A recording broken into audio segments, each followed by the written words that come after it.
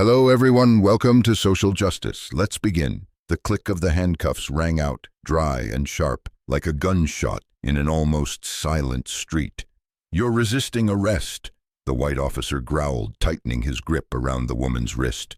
No yelling, no struggle, just a slight tilt of her head, and an icy stare, as if she'd faced far worse, hundreds of times before. People on the street froze. Some pulled out their phones. Others glanced and walked on. She was forced against the hood of the cruiser.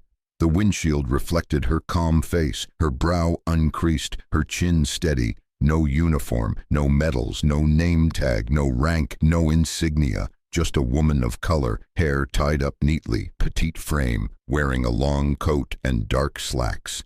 Her name was Isabella Cruz, but to those two officers she was nothing more than a suspicious individual. A stranger, stepping out of a luxury SUV in a neighborhood that didn't fit. And then, when the taller officer leaned close, his breath hot on her neck, a smirk curling on his lips, Isabella spoke, softly but louder than any siren. "You have no idea who you just handcuffed. You have no idea who you just handcuffed. But in 20 minutes you'll be begging to keep your jobs." No tremble, no shouting.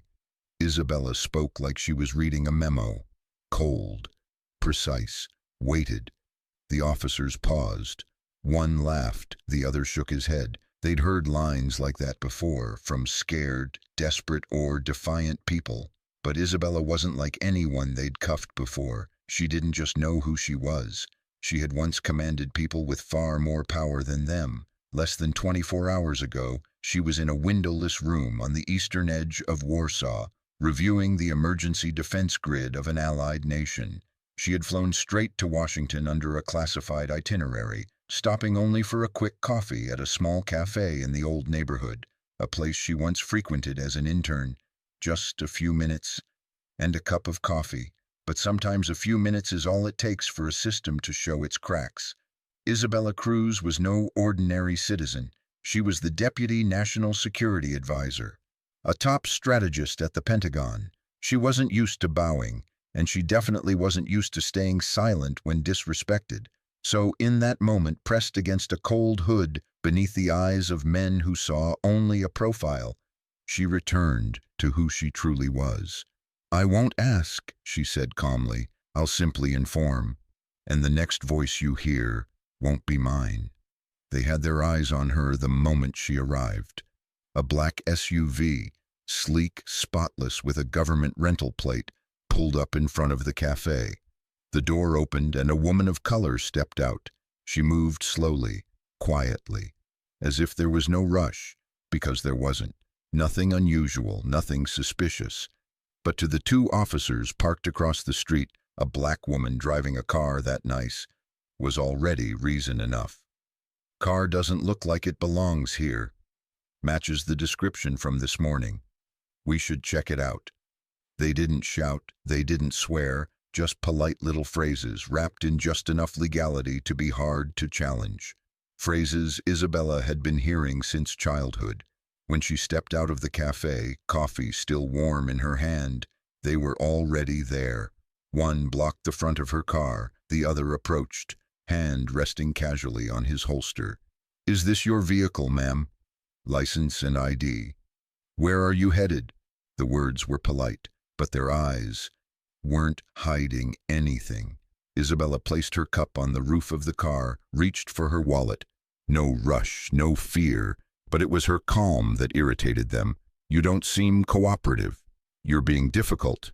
Then came the cuffs. Then came the cold click of metal on skin, a ritual far too familiar to far too many who looked like her. Their reasons? Matches description. Suspicious vehicle. Non-compliant attitude. No one to argue, no one to speak up. The only thing she had in that moment was a flawless memory and the quiet resilience forged on battlefields these two officers couldn't even imagine. "I'd like to make a call." Isabella lifted her head, locking eyes with the officer holding her shoulder. Her voice was soft, barely above a whisper, but just enough to make his hand hesitate. "You're not calling anyone," the tall cop sneered. "This isn't a TV show." Maybe to them she was just a woman of color in office clothes. Maybe in their eyes she had no right to demand anything. What they didn't know was that Isabella Cruz never walked into anything without a contingency plan. Being cuffed didn't mean being disconnected. She turned her head, slowly scanning the street. Across the way, a young man stood on the sidewalk, phone in hand, hesitant expression on his face. "You!" she called. Not loud, but clear. "Write this down, not a single number wrong." And then she began to speak. A string of codes, not a phone number, more like a sequence only a few people in the country would even recognize. Her voice steady, her timing exact, her gaze unflinching. 22, Alpha, 60, red line, 9, Echo, priority. "Call now. Tell them it's from Isabella Cruz."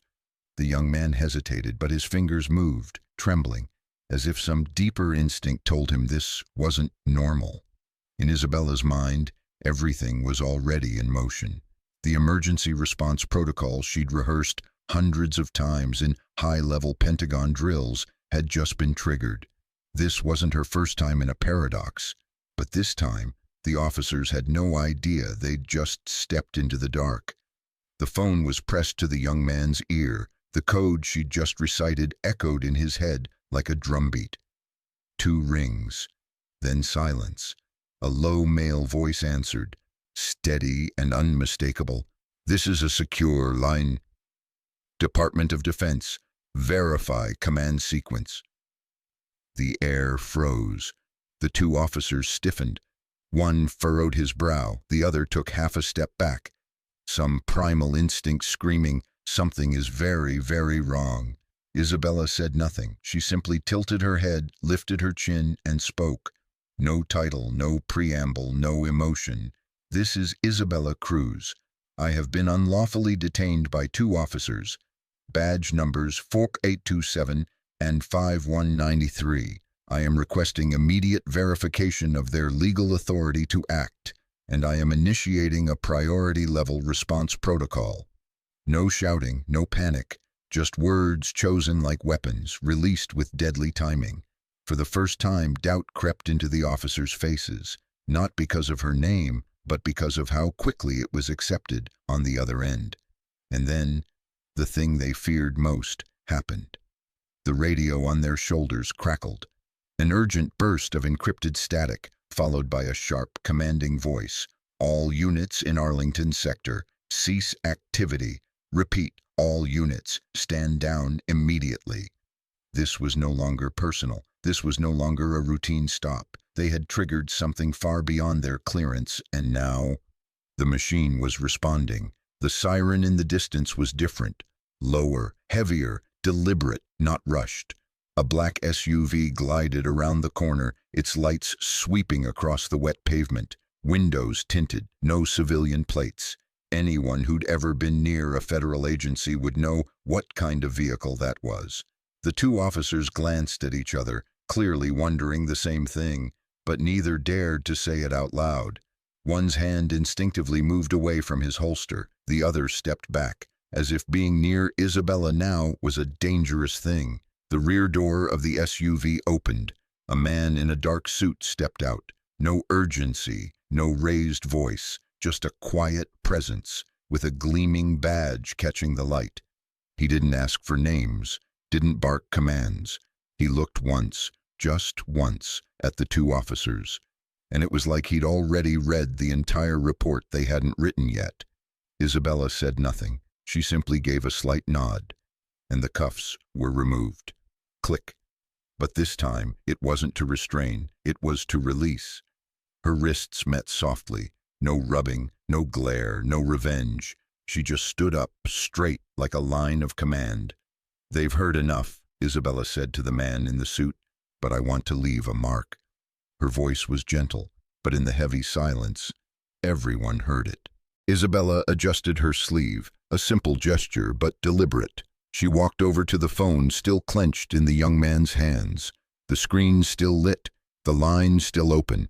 She took it, pressed it to her ear, and spoke with the crisp authority of someone who didn't ask for permission, only results. I want a full operational review on Officers 4827 and 5193. Every stop, every complaint, every dashcam log, community impact. I want an internal report on my desk by 1700, and I want to know how many times has this happened with no one to speak up. The man in the suit nodded once, no questions asked. She turned back to the two officers. The red lights from the security vehicle flickered across their faces, now drained of all certainty. You picked the wrong person today, Isabella said. No bitterness, no rage, just the weary resolve of someone who had seen this happen too many times, and this time chose not to be quiet. No one asked the officers to bow their heads, but one of them did. Silence spread across the block like fog. The bystanders were still there, no one left, as if they all understood this wasn't just about a traffic stop anymore. Isabella stepped into the waiting SUV, slowly, unshaken. Before the door closed, she glanced once at the young man. A small nod, a thank you without words. Less than 3 hours later, the names of the two officers appeared in the Arlington Police Department's internal bulletin. Temporarily suspended pending internal investigation. That's what the system calls the opening tremor of an oncoming quake. By sundown, as the last light dipped behind the low rooftops of the historic district, that line had changed. Immediate suspension of all law enforcement duties. Criminal liability under Section 118 for systemic racial misconduct under review. No slamming of desks, no shouting in press rooms. Just a system, this time doing what it was supposed to do. The next morning, as Isabella walked through the Pentagon entrance, her ID badge slid over the scanner. The glass gates parted like always, but the TV in the lobby, almost by coincidence, played back a slowed clip from the previous day. Cell phone footage. The two officers being escorted away, dazed under the strobe of flashing red and blue lights. The ticker below read, Arlington officers accused of wrongful detainment, victim identified as National Security Advisor. Community calls for review of all traffic stops flagged for potential bias. Isabella glanced at the screen, then kept walking. No pause, no reaction, because she knew that footage wasn't about her. It was for those who came after her, so maybe next time they wouldn't have to stay silent. If this story moved you, don't forget, like to help kindness echo further, subscribe for more real stories that matter, and stick around. The next one, you won't want to miss. See you in the next story.